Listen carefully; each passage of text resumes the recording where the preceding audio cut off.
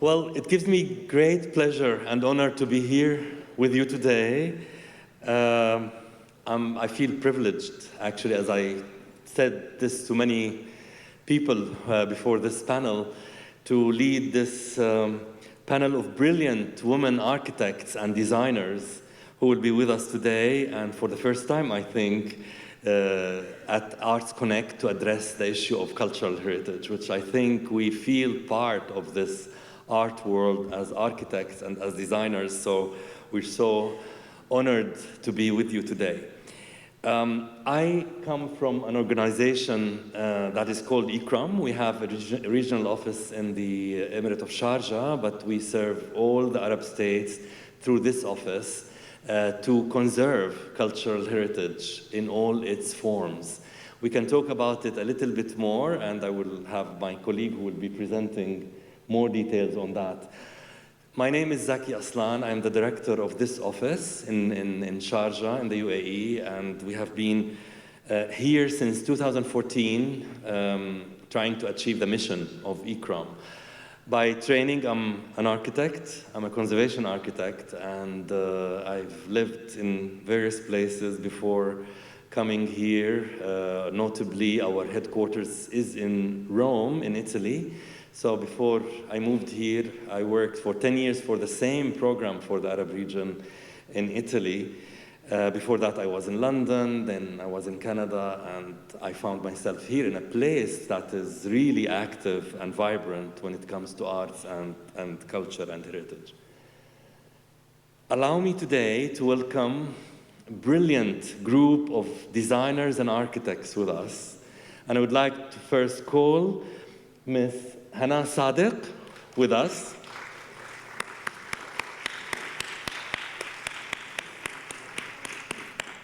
I'll be talking to you about her fantastic innovative design work inspired by the traditions of customs and dresses that we have inherited through the millennia in the whole Arab region and beyond. Then the second speaker today with us will be Ms. Sumaya Dabbagh, who's an architect, a brilliant architect who has innovative solutions in more contemporary architecture inspired by traditions and working in the context of historic environment. Third, we will be having Dr. Amra Hadžimuhamedović, a dear friend from Bosnia and Herzegovina, who has been working in Bosnia during the war and the destruction of the cultural heritage in Bosnia. You will hear much more about her brilliant and pioneering work. And fourth, I'd like to invite our brilliant female architect from the Cameroon, Ms. Amélie Esséssé, whose work on earthen architecture in particular in the continent has influenced and empowered women, and you will see what I'm talking about in a moment. And last but not least, I'd like to call on our dear friend, Dr. Sneška Mihailović, who's the Director General of Europa Nostra, which is an important institution working to promote also the safeguard of cultural heritage in the European continent. We will be discussing a lot of issues here, issues of identity, issues of tradition, issues of how these women weave the past with the present, and in a way I should say the present with the past, but actually their innovative work that speaks for itself will be very visible during their presentations. First, I'd like to invite my colleague Shireen Sahouri to give you just a very brief glimpse of what we do at ICCROM Sharjah. Shireen. ICCROM is an intergovernmental organization working in service to its member states to promote the conservation of all forms of cultural heritage in every region of the world. It operates in the spirit of the 2001 UNESCO Universal Declaration on Cultural Diversity, which states that respect for the diversity of cultures, tolerance, dialogue, and cooperation in a climate of mutual trust and understanding are among the best guarantees of international peace and security. Since it opened its doors in 2012, ICCROM's regional office in Sharjah, ICCROM-ATHAR Centre, in the United Arab Emirates, has proven vital to fulfilling the organization's mandate in the Arab region by being closer to stakeholders and by leveraging regional collaboration mechanisms and community engagement in a region of many risks, but also considerable opportunities. The branch office in the UAE has become an important force for cultural heritage advocacy, providing substantive logistical and operational support to ICCROM's work in the region.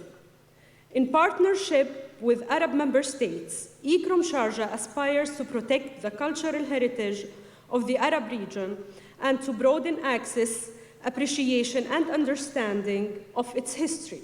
The center focuses on architectural and archaeological tangible heritage, including heritage collections and historic places, sites, and monuments. It primarily aims to enhance the capacity of official heritage institutions to manage heritage sites and museum collections on a sustainable basis. It does this through an array of regional, educational, and field activities, capacity building and training, consultation, information dissemination, symposia, workshops, and seminars. ICCROM's Athar mission is generously supported by His Highness Sheikh Dr. Sultan bin Muhammad Al-Qasimi, member of the Supreme Council and ruler of Sharjah, as well as member states and other partners around the world. ICCROM Sharjah focuses on 5 main activities: continuous education by building institutional and professional capacities, knowledge dissemination by sharing the outcomes of ICCROM Sharjah's professional research work, policy development by bringing together renowned cultural heritage thinkers and specialists to address current themes, field projects and advisory services when requested by member states, outreach and advocacy by raising awareness of the public about the importance of cultural heritage conservation and management. And now I would like to invite you to watch 2 short movies on 2 of our activities, the ICCROM Sharjah Awards and the Arab Forum for Cultural Heritage.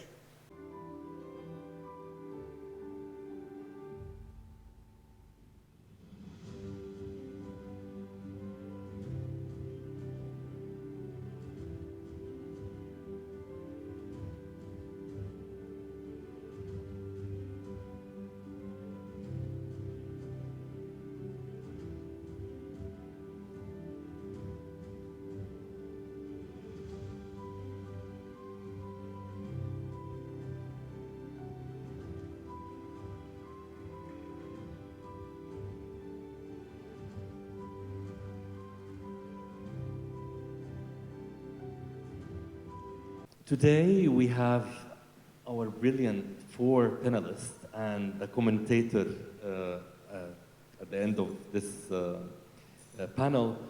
We will be actually sharing with them their experiences in how they contributed effectively and substantially, as you will see, in this particular area of expertise. So I'd like to invite first Ms. Amélie Esséssé to show her work with women in Africa and how her work actually influenced the empowerment of women. So thank you. Thank you for ICCROM, for Dr. Zaki to invite me to come here.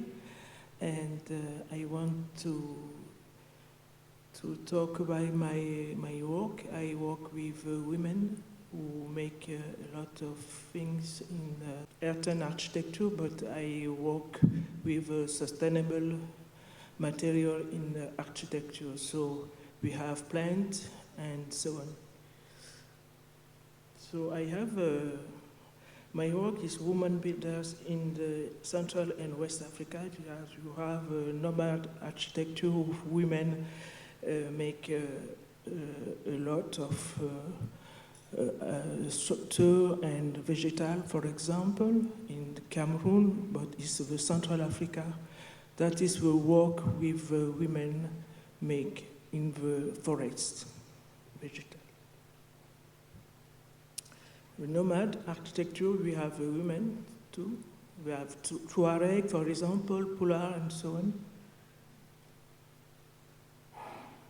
And then we have art and architecture with women who make the restoration and the decoration, but it's the symbol, it is the right, it is to learn, and so on.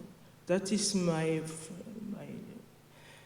first, and I work with these women in Burkina Faso, and now we make a research for the material because the paint is destroyed all the time, and now I want to make a research for the stabilization, the decoration. But decoration is not, it is the symbol, it is very good heritage for this population and this, yes. And now I make a workshop with a student in architecture, and we make a lot of work with the conservation, with the restoration, and so on. So, and the people who make, the young people, the women transmit the savoir-faire, the knowledge with young people, and we dance, and so that is the all heritage we have. Yes, that is my work. Thank you very much. Is that all, Amélie?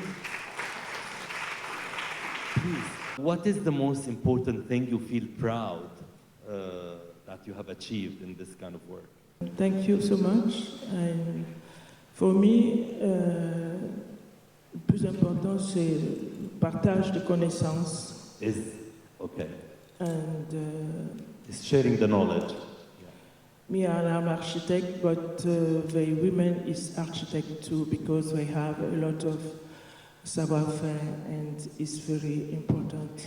So me, I don't have, on ne parle pas la même langue, mais on travaille ensemble, et ça c'est très... Working together is very important with women very important. In Africa to build this Yes. together. So, pour moi, j'apprends tous les jours avec elles, et on est toujours au même niveau.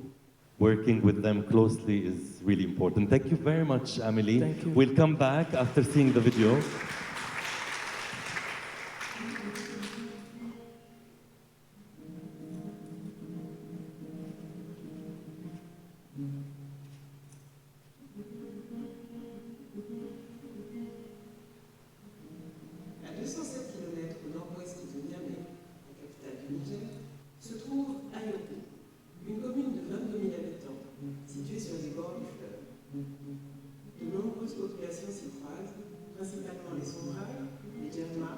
mais aussi les Amra, les Mogo, les Haoussa, les Touaregs, les Peuls et les Léa. Les hommes s'occupent de la réalisation brute de la bâtisse et les femmes appliquent les enduits et les décorations. Ce sont elles qui également la réhabilitent quand elle est dégradée. Chaque île a ainsi son cas. C'est un véritable travail collectif qui demande l'effort de toutes les femmes du village. D'abord, il faut faire l'enduit qui recouvrira la façade. Les femmes récupèrent de la terre dans le fleuve pour être sûres que les génies de l'eau la rendront solide et qu'ils la protégeront. Le lendemain matin, de plus en plus de femmes, de jeunes filles et d'enfants viennent pour simplement voir le chantier ou y participer.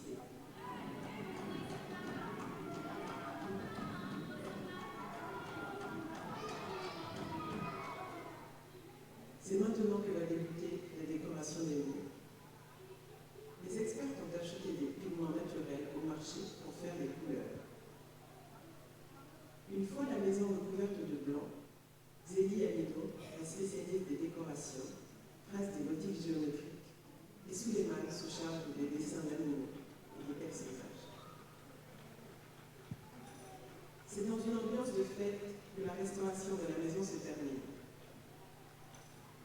Elle est proprement éclatante. Moussé Roulier Foureau, maison de Jean Rouche, est baptisée aussi la Maison Blanche. En 8 jours seulement, grâce au travail collectif. Thank you, Amélie, and thanks, I have to say thanks also to the art who gave us the chance for this particular event, thanks to Zahira and her team, to bring all these brilliant experiences of women in the field of arts, because I think this is also art. Thank you very much. And I think we will be moving next to Miss Hana Sadiq, who many of you perhaps know. Her innovative fashion design, but inspired by traditions. In fact, I was watching the TV program on France 24, and I was so impressed by not only the work she's doing, which you will see, but also the research she has done since the Sumerian times, how her work now is inspired with these traditions across the Arab world and also across the times of history. Hana holds a degree in French literature from the University of Baghdad and is now primarily a fashion designer, considered as one of the top designers specializing in the integration of Arabic art with the best of contemporary haute couture. Having studied painting with some major Iraqi artists, she went on to study textile design, silk painting, and ceramic in Paris. During her travels abroad, Hana had collected around 5,000 pieces of old silver and Arabic jewelry, and over 3,000 traditional Arabic costumes. So far, Hana had published 2 books, one on the symbolism of the tattoo for the Jordanian woman, and the other on the natural cosmetics used by Arab women in recent history. Furthermore, she had recently finished working on her 3rd book on silver jewelry and traditional Arabic costumes. The internationally recognized designer also lectured on Arabic silver and costumes, both in the Arab world and Europe, in addition to writing articles on these subjects for several Arabic magazines and newspapers. Further to designing costumes for many television films and series, Hana's activities extended to participating in several cultural festivals around the world. This unique designer also designs dresses for the queens and princesses of Arab and foreign countries. Hana was the first designer to introduce Arabic calligraphy 25 years ago. Acknowledged for her outstanding work, Hana had received a number of awards from all over the world and was recognized as the ambassador of Arabic fashion in Italy. Through a successful career of over 30 years, Hana Sadek, the international designer, with the assistance of her 2 daughters Nadia and Nora, continues to amaze us with her brilliant designs.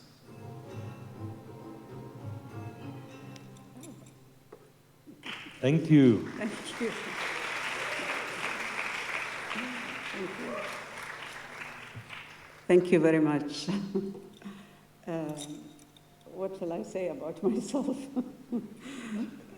Since more than 35 years, I started as an artist, painter, but then I lived in Europe, in France, and I had a lot of nostalgia, of course, for our area, Arabic area. And I noticed that even the Arab in Europe or in Arabic countries, they forget or they ignore our heritage in costume and jewelry. So I started to work on that, and I became, by chance, fashion designer.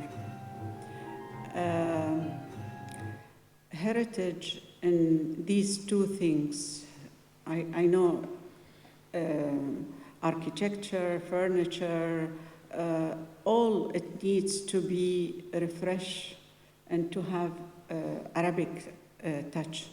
But costume and jewelry, especially costume, this is our first skin, first card. When you go in the street, this is what they see, the people they see, they don't know you.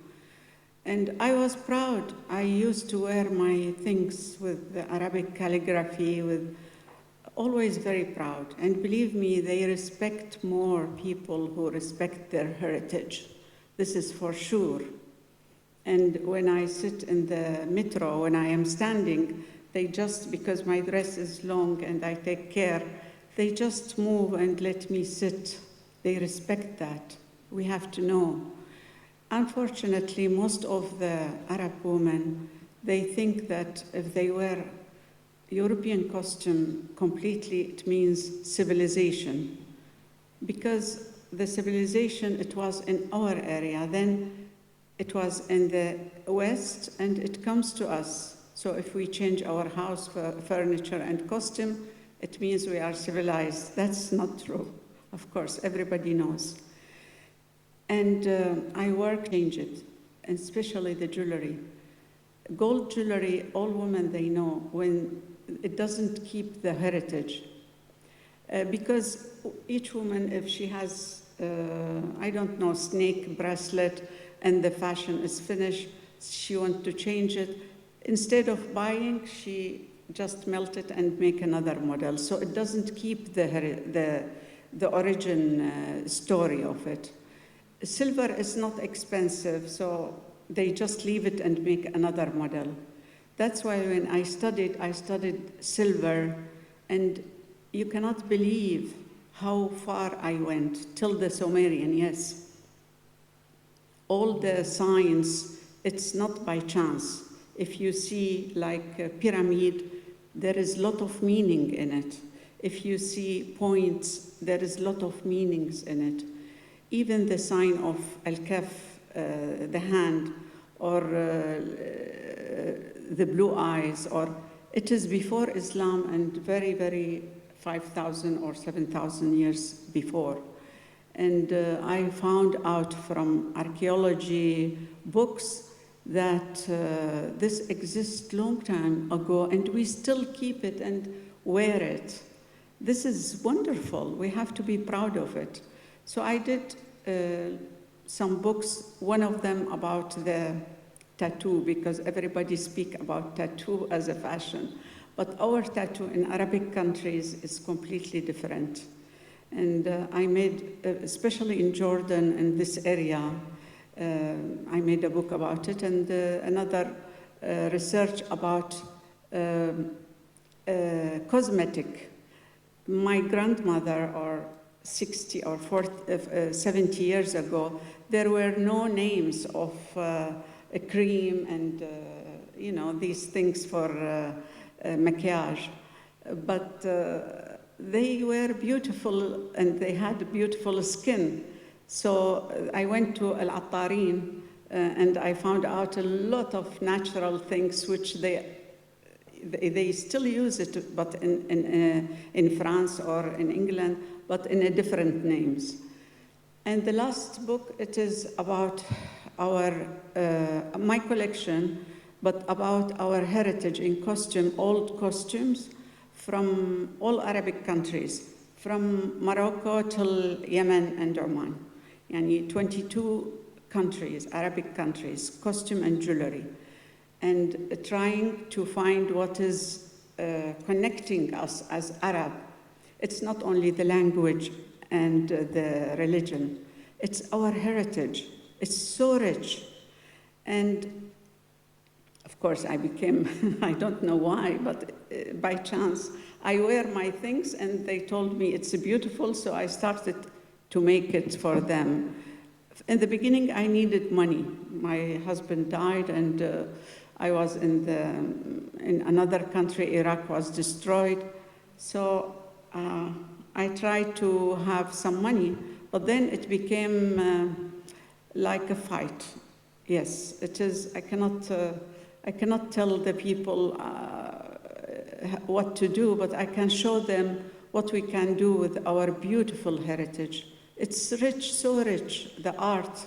So I can make a design of a dress, maybe the sleeves from Yemen, the embroidery from Morocco, the cut from Palestine or Syria or Iraq. So I have no difference. It's not a folklore. And I wish one day we have complete, for all Arabic countries, museums, not only to see each country what they wear in their country, but I noticed that I'm living in Jordan. In Jordan, they don't know what they wear, the woman in Syria or in Iraq. And the Iraqi, they don't know the dresses of Palestine. So when I go to Paris, I can find the material of al-Qibtiyin or the brocade in Paris. Why we don't have in one country all Arabic designs, old, and jewelry? why we have only just the country of where we make the museum. I struggle for that. One day, maybe I will reach. And I have, for the women, you were talking about right of women. I work with these girls, like everybody, we try to help these women. These poor women, they suffered from war, from catastrophe, le tremblement de terre, le tout. The earthquake. Everything.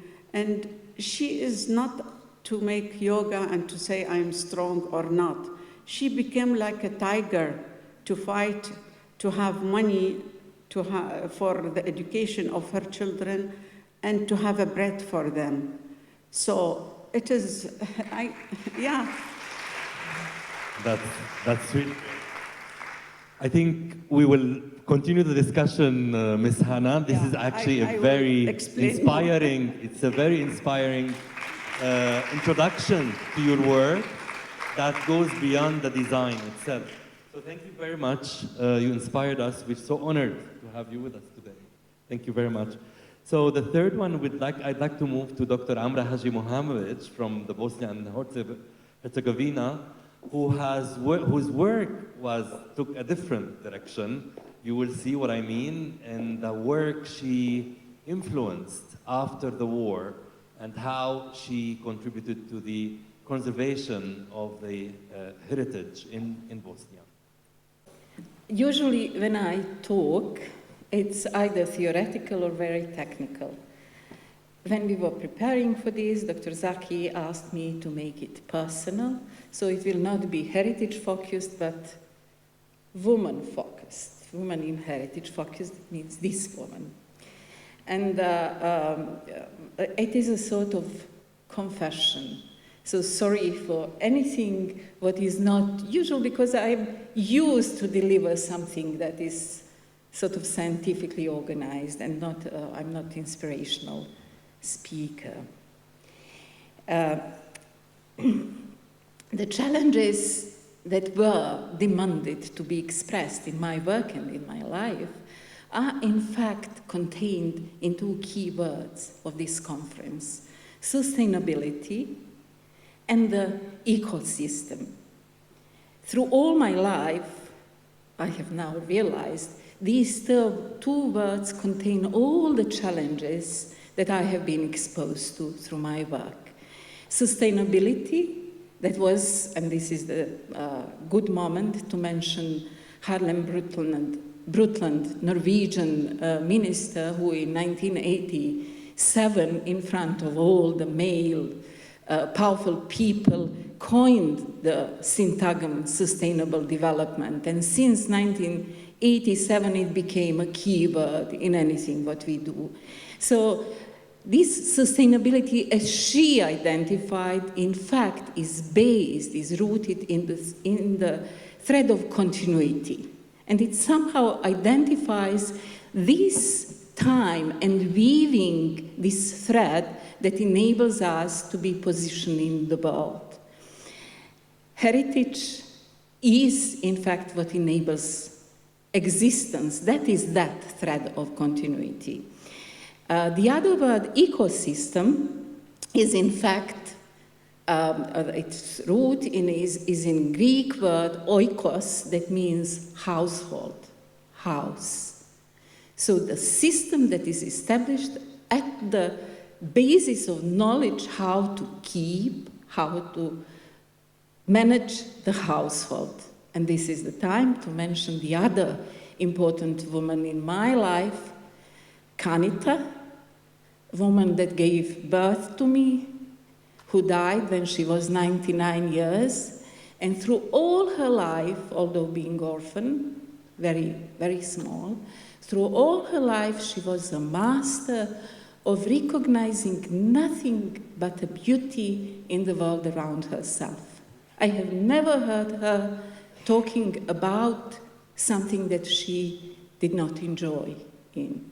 She found a way to enjoy in people, in surrounding, in animals, in her flowers, in her work, in her children, in her husband. And this master of finding solutions through recognizing beauty was my role model through all my life. I was born into this country, into my heritage, like into my mother tongue. And this heritage somehow formed me. Beautiful country, full of water, nature,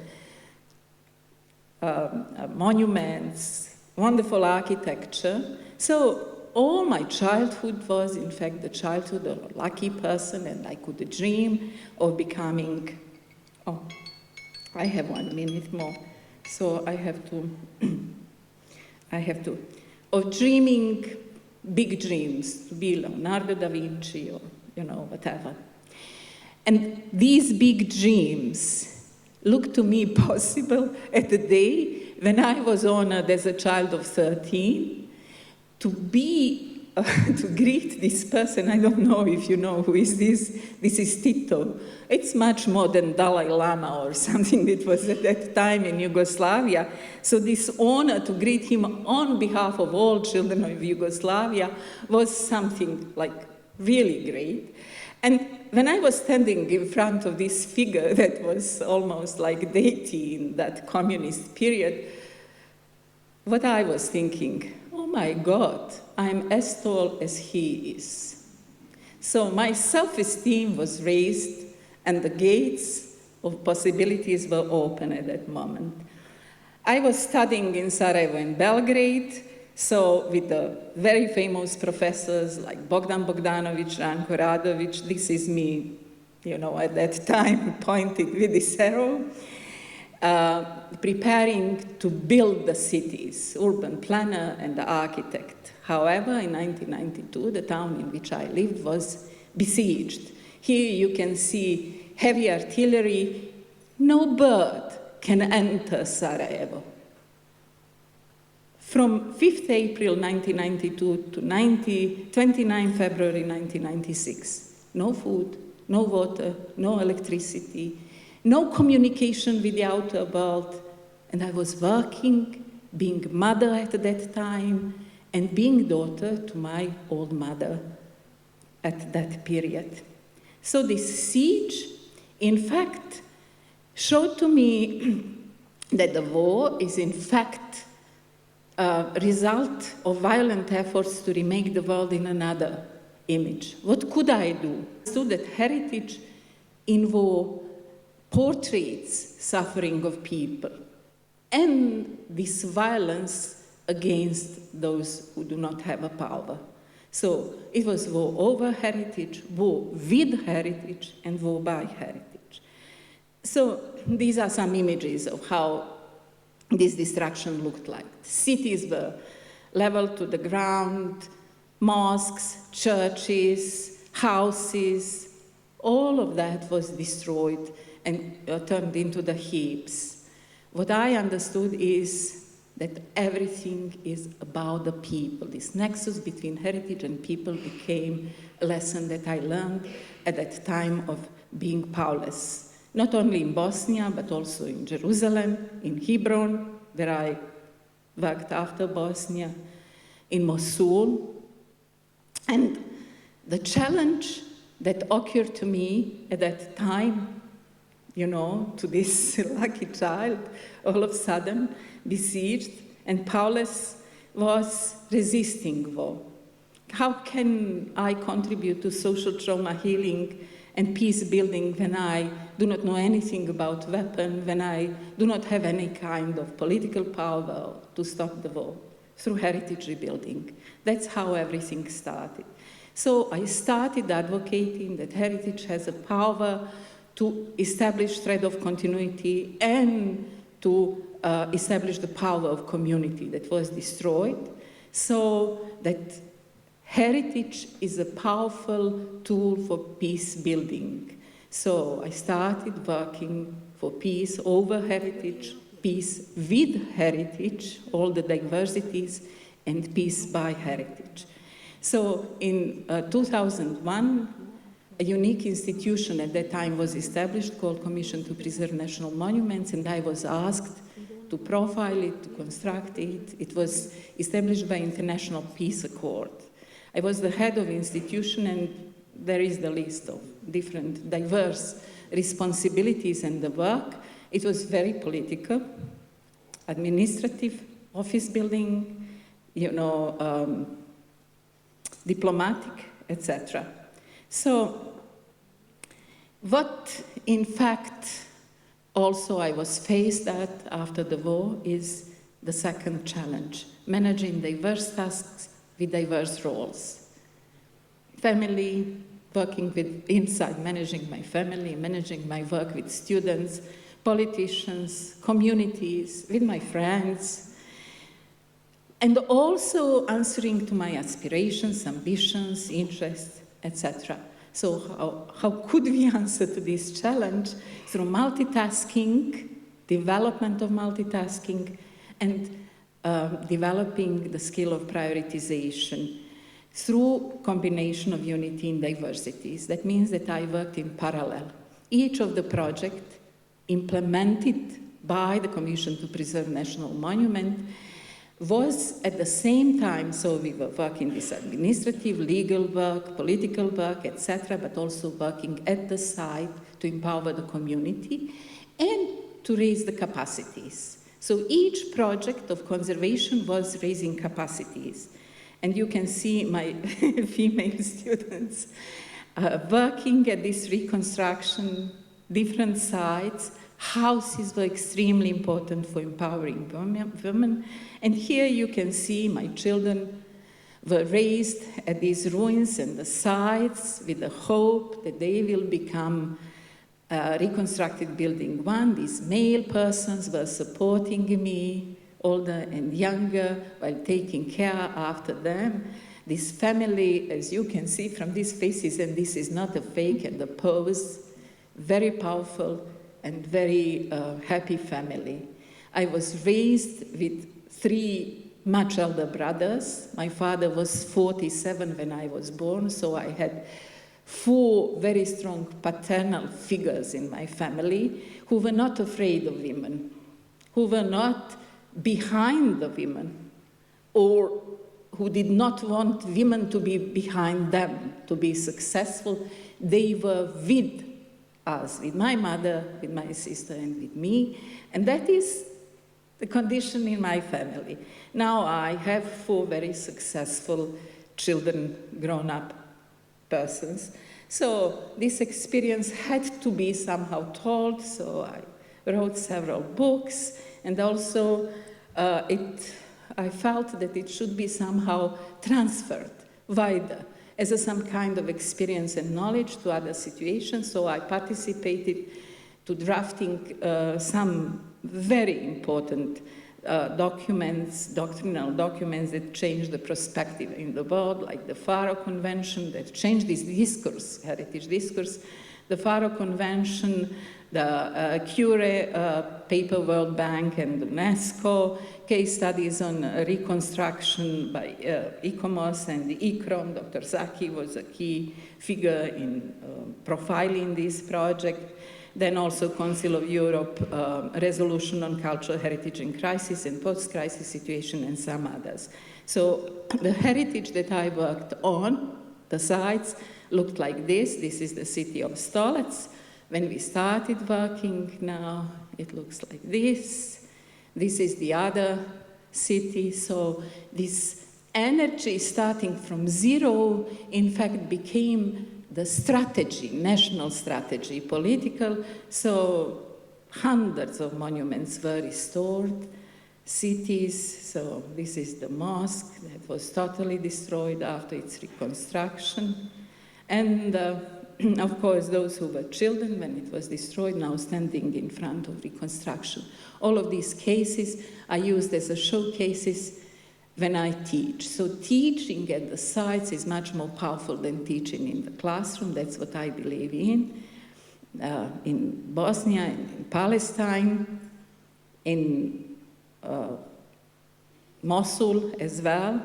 And one of the most important projects for me is the project that is now being at a maturity period, 18 years, that I volunteer for, is International Summer School Youth and Heritage. I do not have a time to talk about that. So here I used this image of the color from the medieval monument Stečak that is at the World Heritage List from Bosnia. And look at the photo here. I hope that I will have a time to comment how I teach heritage and what is the meaning of color, symbolism of color in it. Is my work lucrative? We have been talking about finance much. Yes, oh yes, very lucrative. So when you have students that have this, in anonymity, fill the evaluation about your work and write about that, I just, made this screenshot of 6 students when I received the report. I don't know who they were, but my students. There is no better remuneration or compensation for your work. Thank you. Thank you very much, Dr. Amra Hadžimuhamedović. It has always been an honor for me personally to work with you in the past more than 10 years, perhaps more than a decade, in Palestine, now in Iraq, with your extensive experience in Bosnia, especially working for heritage for peace as opposed to heritage for war. So I think that is the message to take, and the word hope was used, if you noticed today. You discussed it in the previous sessions, and here we are daring to dream. Thank you again. So we will continue the discussion, but now I'd like to ask our last but not least, our last speaker, Mrs. Sumaya Dabbagh, who will be talking to you also as an architect for her new work inspired by heritage and traditions. Thank you, Dr. Zaki, and thank you, Zahira, for the invitation and for really creating this wonderful platform and bringing such amazing women also for me to be part of it. Yes, I think similar to Amélie, I'm not used to talking about my life. I'm always most talking about my work. I'm from Saudi Arabia. I was born in Jeddah. And aged 13, my family moved to UK. And so I went to school there. At the time that we left Saudi Arabia, it was sort of in the late 70s. There was this hope that things will improve and things will develop. And I went to England and decided to study architecture, which wasn't very common, really, in the region. And really, yeah, so I pursued this as an education. And when I was in my second year, my father got me a scholarship from the Saudi government, and in my second year, I got a letter saying, oh, we're not supposed to study architecture because you're a woman. You have to change your major if you want to continue in this scholarship.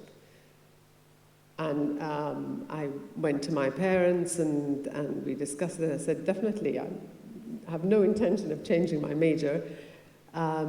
So I lost the scholarship, sadly to say, because at that time, women were not allowed to study even at university, I mean, not let alone practice. And with my father's support, we were able to get the funds to continue my studies. And coming back to this region after studying the part that about heritage, I came to UAE and it wasn't really an option for me to practice in Saudi Arabia. But at the time, even UAE was developing and growing. It was a lot of imported, glass towers, a lot of imported architecture that was around, and it was very difficult to really define this identity of the place. So what I would like to share with you is just some my projects, I've set up a practice, Dabbagh Architects, in 2008, which at the end of this year will be 15 years. Show you some work that I'm trying to do, also connected to this heritage. Heritage in the way that it's how to tell our story. I mean, we are a product of our past, our own personal past, our ancestral past. So how can our architecture start to communicate this connection to the place, the land, and to the people? Not in the decorative way, not in the sort of superficial way, but really inherent in how you approach a piece of architecture. So I'd like to share with you 3 projects. I can maybe just skip this about the company. But when I set up the company as well, at that time, the landscape here was a lot of big international companies, and some local ones did, the work was okay, but it was the international companies really were there, and what I wanted to bring into the region is this bringing the quality in design and the approach member, but I also was part of the RIBA Gulf chapter and became chair of that, and really brought to the region the possibility to become an RIBA chartered practice. So to really set the standards, because I felt only by achieving those standards that we can really start to compete with the international companies and take ownership of building our own cities. So I had really an incredible opportunity back in 2012 to design a concept for a visitor center. This is for the ruler of Sharjah, a visitor center for archaeology. This site was, it's out in the desert, in the Sharjah desert near Fossil Rock, and it was very unique and very beautiful. And it was really about just celebrating the history of the people that lived here in the Bronze Age. There was a sacred tomb, and the building, basically the design went around it. And so when you arrive, actually, it just looks like it's just coming out of the earth. The idea that it doesn't, and the building brings you to the entrance, it kind of becomes your guide, or to the tomb. And the idea that the building celebrates the monument that is there and really respects and reflects the geographic environment, the mountains around it, the sand. This building now is completed 7 years ago, and I think when it was completed, it received a lot of acclaim and awards. It was also Aga Khan nominated back in 2016. Another recent project last year that we finished is a mosque. This is a very different setting. It's in the heart of the city, in an industrial area, actually, just the edge of Al-Quds. And here, it was an opportunity to really look at Islamic architecture and how it can be interpreted in this modern age. And also the role of this place was to really prepare you for prayer. So how can that also, how can the building support the function? What was really interesting about this project is I found out afterwards that I was one of the first women to design a mosque in the UAE. And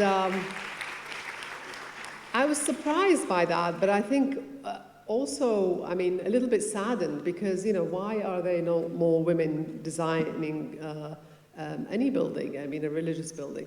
And I think I was speaking at a panel last year, and there was a French Iranian woman who was telling me, you know, this is a big deal. The image of Islam is of an oppressive religion in the West.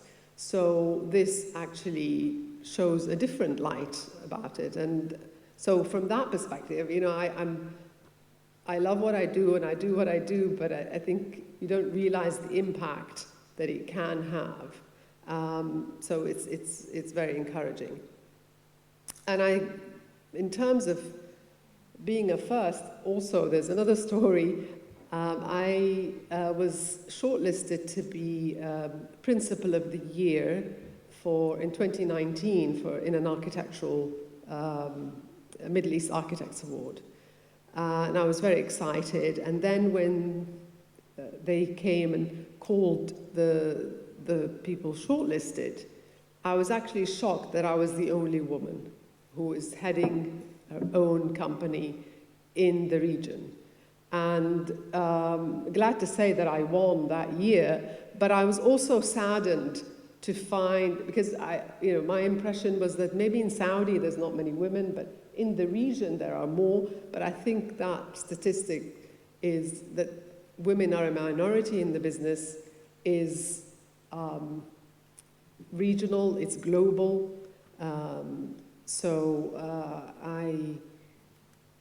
It puts responsibility for me to speak more, to have my voice heard, so that this disparity can start to shift. So there's some images of the mosque.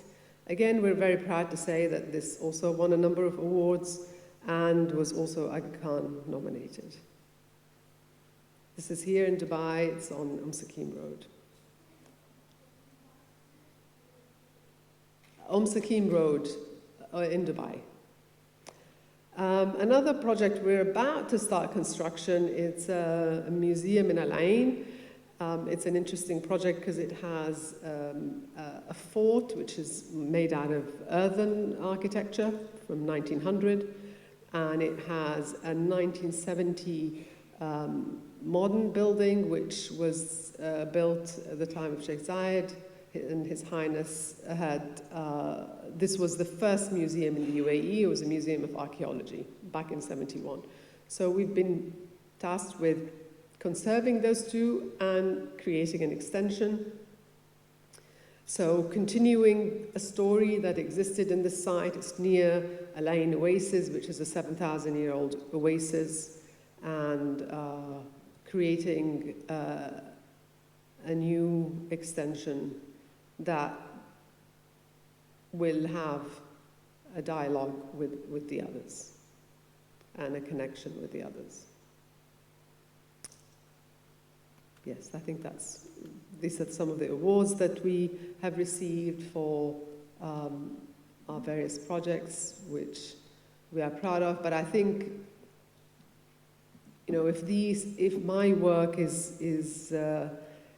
can create a difference in the environment, can show that we can build our own cities, we can create a language in architecture that is more relevant to our culture, to our heritage, to our climate, then that's really kind of the work that I'm trying to do. And being a woman trying to do that as well, I think the conversations earlier, in the earlier discussion about the perspective of women being different to men and to have that inclusivity and diversity of different perspectives is very important, because for our cities to really address all the different perspectives, you need those in the design process.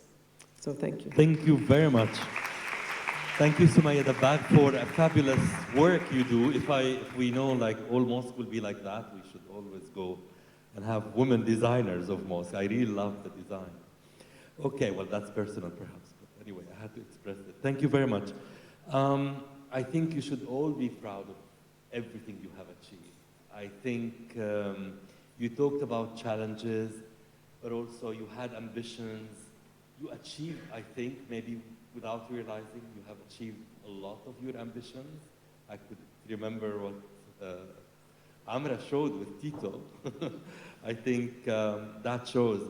But I think if we want to, I want to start one by one just for a quick question because we are running out of time, and then I'll give the floor to Sneška, who would have a general comments on what have been discussed. Perhaps I should start with Ms. Hana Sadiq.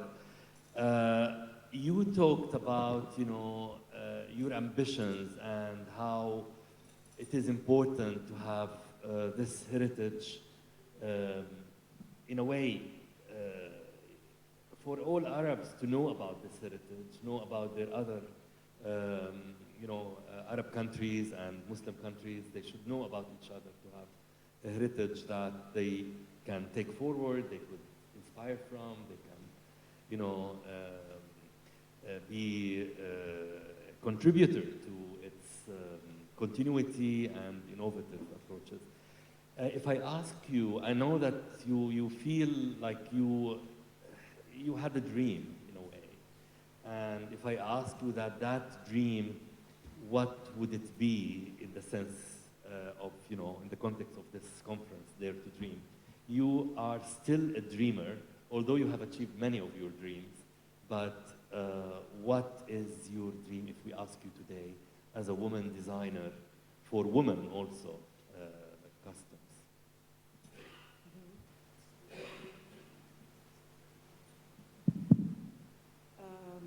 Yes, dream. You can hear me? No? Yes. Yes. It's all this war and catastrophe cannot prevent. No, you cannot. You just make it closer. Hello, you can hear? Yes, better? These wars cannot kill our dream. I mean, everybody has a dream. Even the criminals, they have dream. But our peaceful people, they have dream for peace. But this is not enough. My achievement is not to say we like peace, we have to work on that.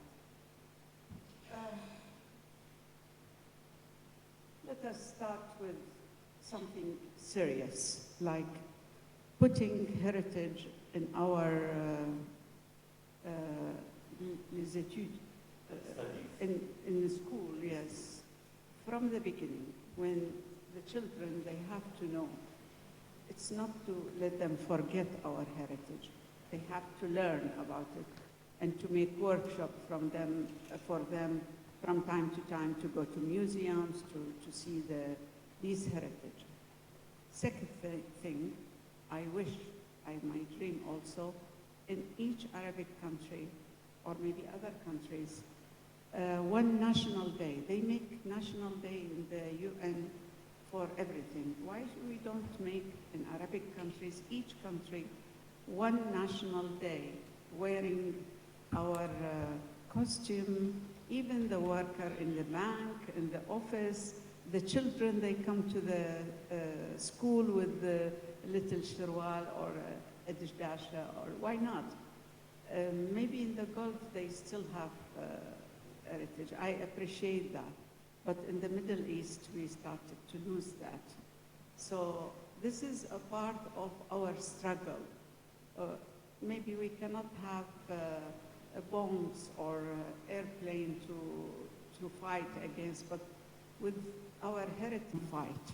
So these are two things, study and one national day. But also about women, if you excuse me. Please. Women, we speak about women, but the mother of all criminals, all these men who makes war, they are women, mothers. So let us work on these mothers, not to make men making war for us enough. But how? I don't know how.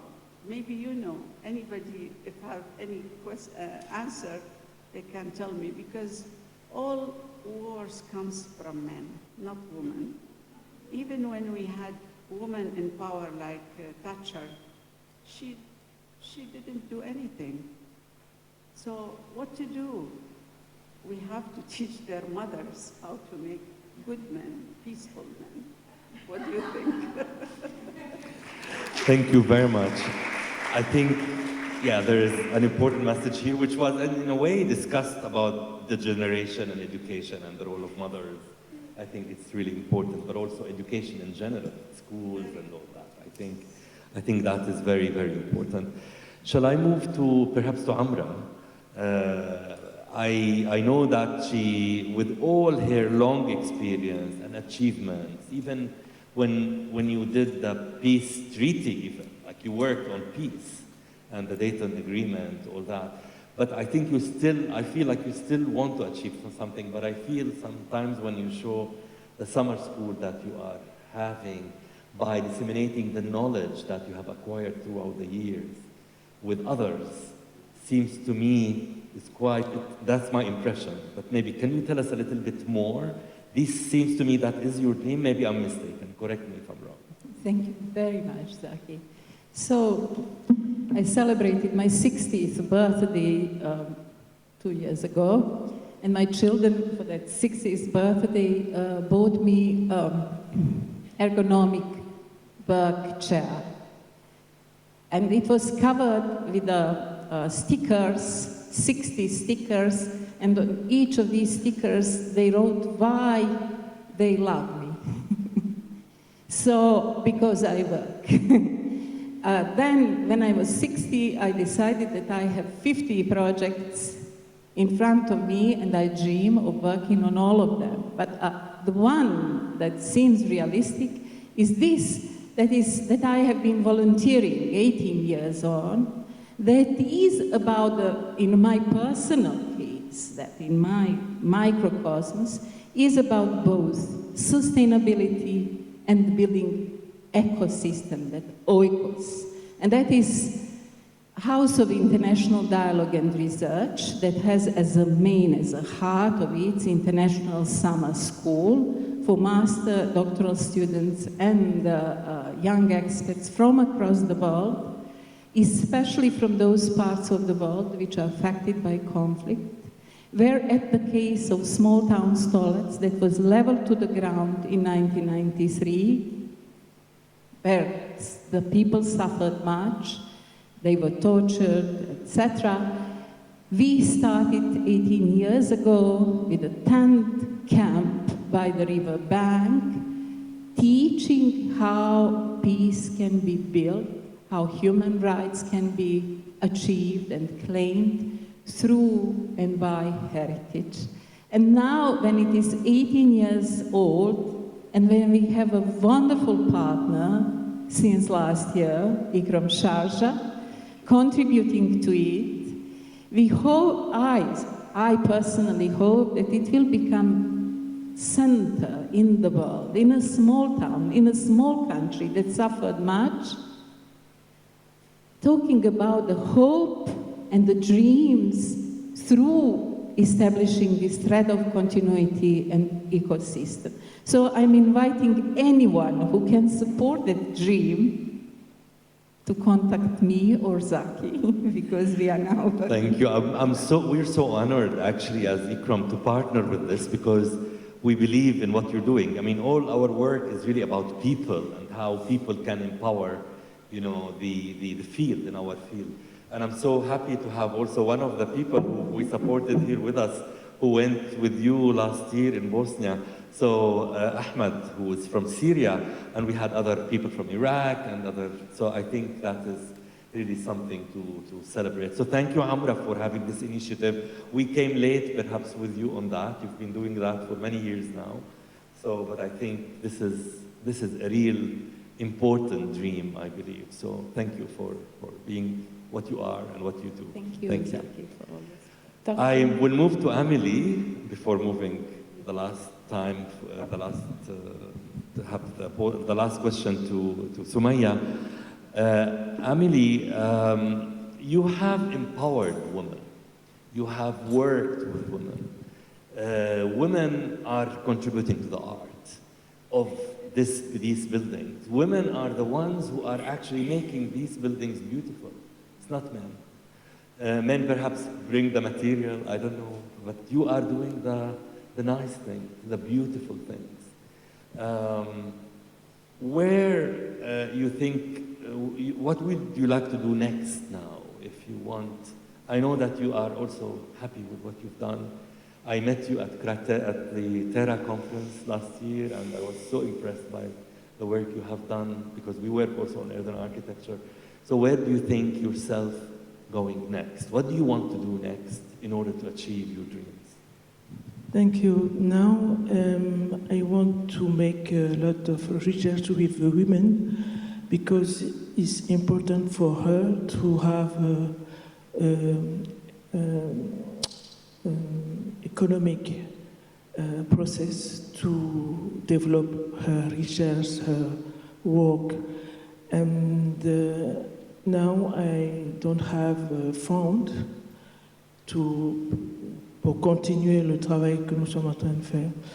Je voulais aussi vous dire que c'est la conservation qui m'a sauvée dans l'architecture, parce que en tant que noire, femme architecte noire, ça n'a pas été facile.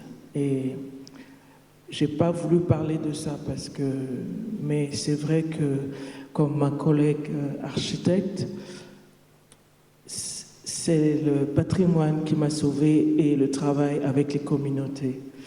Parce que j'ai fait mes études en France et j'ai beaucoup de discrimination en tant que femme architecte noire. Et c'est un message aussi que je voulais parler aujourd'hui pour ces femmes qui sont en milieu rural, qui sont aussi architectes, et j'aimerais travailler avec elles sur leur travail et leur donner la possibilité d'avoir un travail sur la conservation.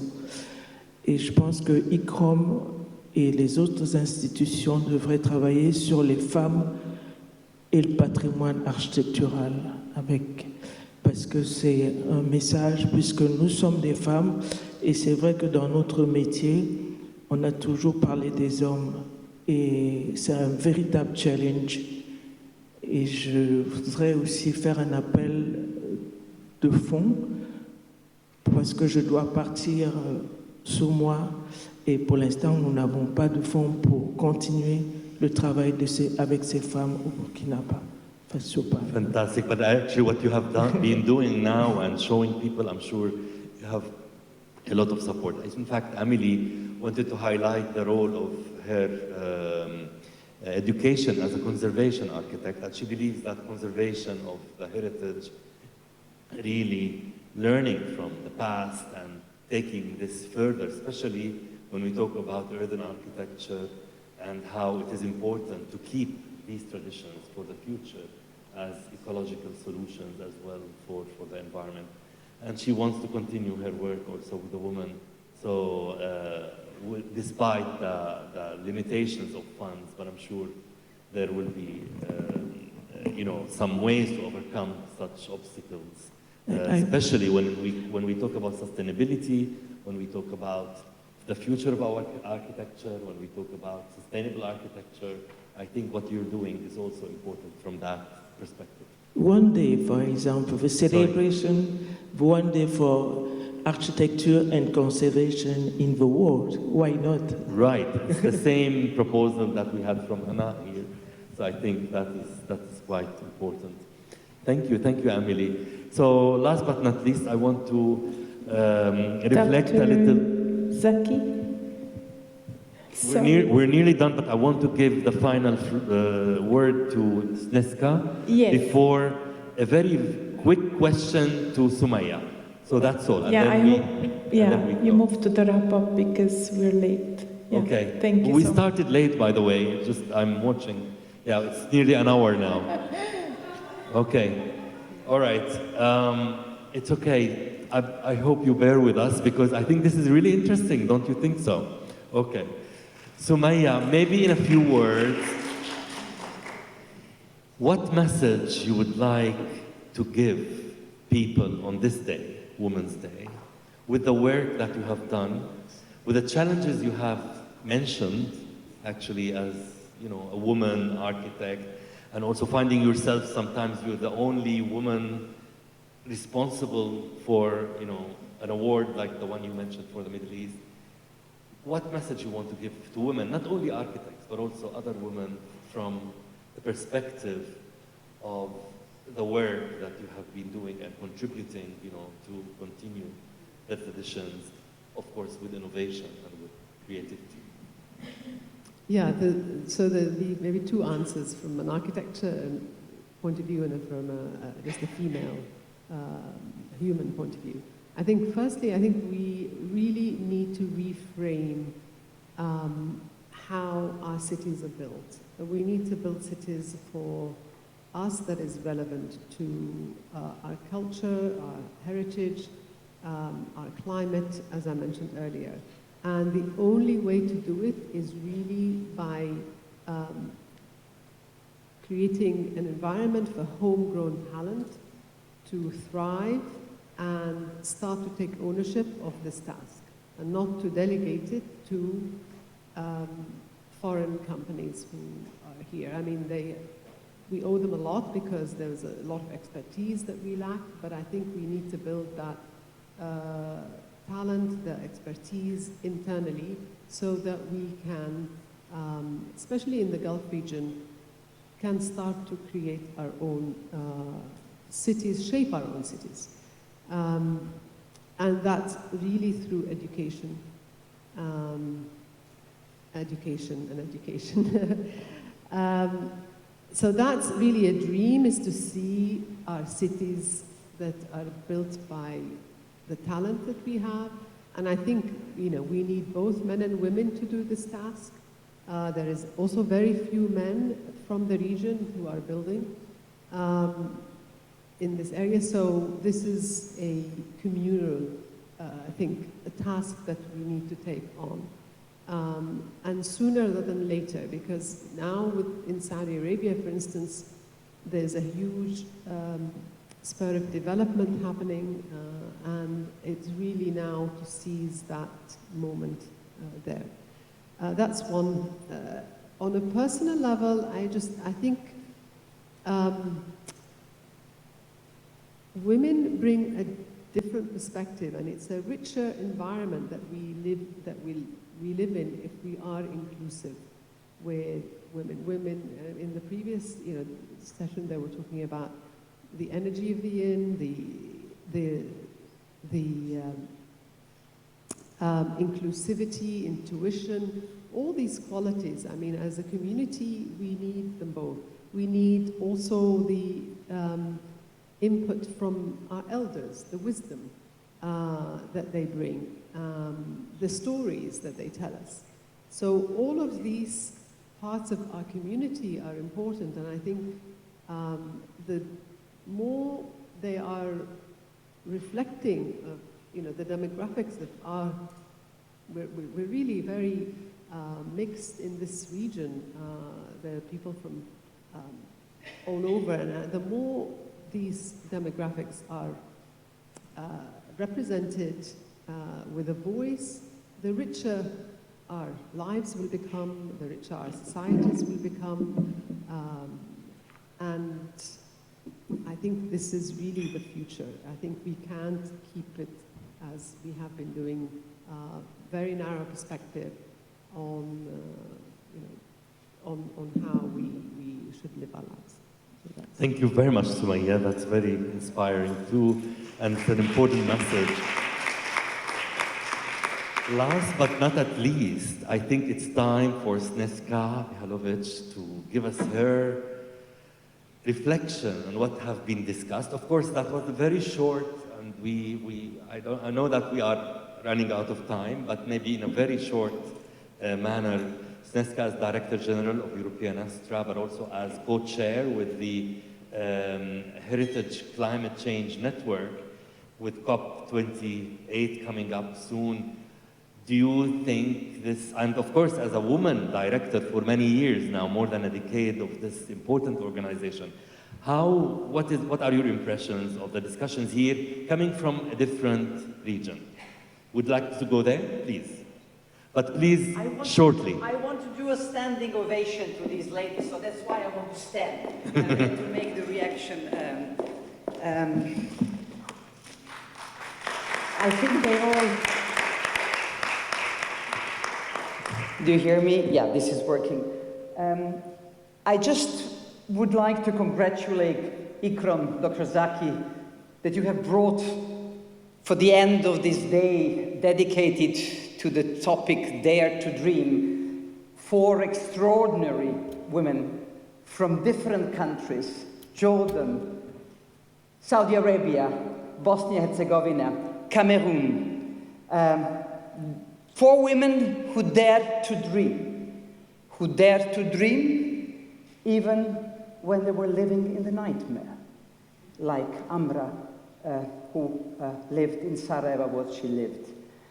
Dr. Zaki, I asked myself, what is my legitimacy to comment on what I have heard? Because I feel humbleness, enormous admiration for what you have worked, because I'm not an artist, I'm not an architect, I'm not a designer.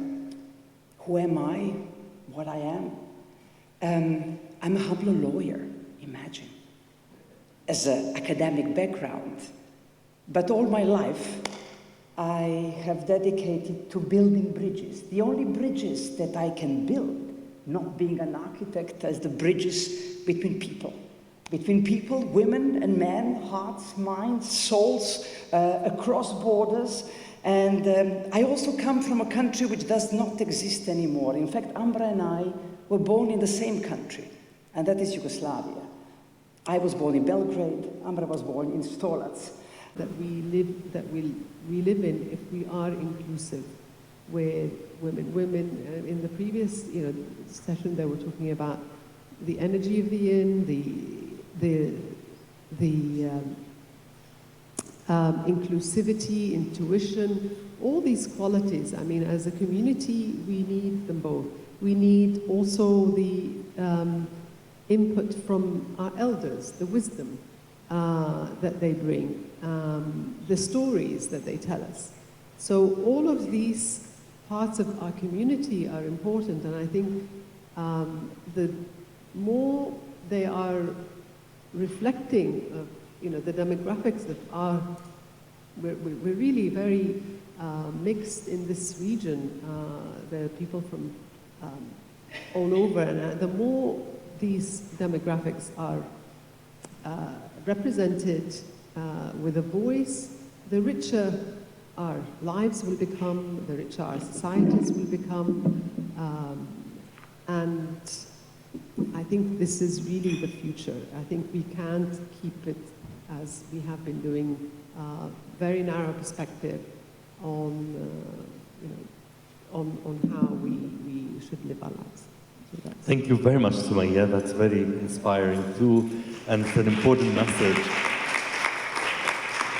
Last but not at least, I think it's time for Sneška Mihailović to give us her reflection on what have been discussed. Of course, that was very short, and I know that we are running out of time, but maybe in a very short manner, Sneška as Director General of European Nostra, but also as co-chair with the Heritage Climate Change Network, with COP28 coming up soon. Do you think this, and of course as a woman director for many years now, more than a decade of this important organization, what are your impressions of the discussions here coming from a different region? Would like to go there, please? But please, shortly. I want to do a standing ovation to these ladies, so that's why I want to stand to make the reaction. I think they all... Do you hear me? Yeah, this is working. I just would like to congratulate ICCROM, Dr. Zaki, that you have brought, for the end of this day dedicated to the topic Dare to Dream, 4 extraordinary women from different countries: Jordan, Saudi Arabia, Bosnia-Herzegovina, Cameroon. 4 women who dared to dream even when they were living in the nightmare, like Amra, who lived in Sarajevo, what she lived. Dr. Zaki, I asked myself, what is my legitimacy to comment on what I have heard? Because I feel humbleness, enormous admiration for what you have worked, because I'm not an artist, I'm not an architect, I'm not a designer. Who am I? What I am? I'm a humble lawyer, imagine, as an academic background. But all my life, I have dedicated to building bridges. The only bridges that I can build, not being an architect, as the bridges between people. Between people, women and men, hearts, minds, souls, across borders. And I also come from a country which does not exist anymore. In fact, Amra and I were born in the same country, and that is Yugoslavia. I was born in Belgrade, Amra was born in Stolac. But perhaps also the trauma that I have lived while not having been in the country, because I went to marry a Dutchman, and so I went away from that country. But from that trauma of this violent end of that country, I have channeled it into something positive, into indeed building bridges across countries, across communities, across cultures. And I want to pay a tribute and I make an ode to all of you. Because listening to all of you, I said to myself, you also went away to study in different countries, and you all came back. You all felt that your heritage, something that is so strongly part of your identity, and you have woven in that heritage in what you have done in your respective profession. In fashion, as a fashion designer, as an award-winning architect, as another award-winning architect, Amra, you didn't say that you have also won one of the Europa Nostra awards, the European Oscars for cultural heritage, for your work in Bosnia-Herzegovina, and Amélie, for your extraordinary work avec les femmes bâtisseuses, on dit bâtisseuses, comment vous dites? The women who are building with their hands, the teamwork, and afterwards dancing, singing, the joy that is coming out of working together and building. And in fact, everything that you have been doing, I was thinking also, it's all your response to, in a sense, there is too much ugliness, too much division in the world, too much evil. Everything you have been doing, it was building. It was the reaction, and it was a sort of your response to bringing beauty and to building something, or giving birth to something new, or giving a renaissance, a new life, like when you are doing with heritage. And also your design. I mean, it is all of us, even not us from the Arabic world, would love to be dressed in your design, but it is also a way to promote sustainability, to promote to fashion that is not the quick fashion which is everything against the principles of sustainability, to the slow fashion, the fashion that is inspired by the beauty and the diversity of the patterns of our heritage. Intangible heritage is something that you are showing into the world. And that is what I thought also, you are much more than designer, architect, you are all like missionaries. I perceive you as missionaries and educators, because each of you have been, in fact, raising awareness through your work. You have influenced so many people, and you have all put the emphasis on education.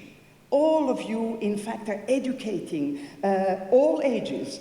And it's wonderful also to see your work as architect here, because this morning I arrived in Dubai for the first time in my life. And watching I wish much more in this country. We need much more of that type of the quality, excellence, architecture, again, inspired by the spirit of the place, inspired by the excellence of the culture where we are, and not just forgetting where we are and building things, again, non-sustainable. We need architects that are embracing sustainability as something which is a must, and I think your female builders are definitely an example of how you embrace, in fact, the traditional materials, the traditional way of building, and then connecting with the nature. And that is, with all this, I think it is wonderful how all your stories as women influencers, it's extraordinary influencers, and that at the time when here in Dubai is going to host COP28, where we all know that we are running out of time, and we need to speed up. We need to speed up mobilization for saving the planet, saving our humanity. And I think we need all of you here in this room. You are part of that movement. And I think, indeed, we need all much more to apply the motto of your organization. I think it's connect, it's collaborate, it's celebrate, it's 3 C's. And I would like to add another 2 C's, the cure and the care. The care for the humanity, for our planet, and also for our heritage. So thank you very much for inviting me to be here.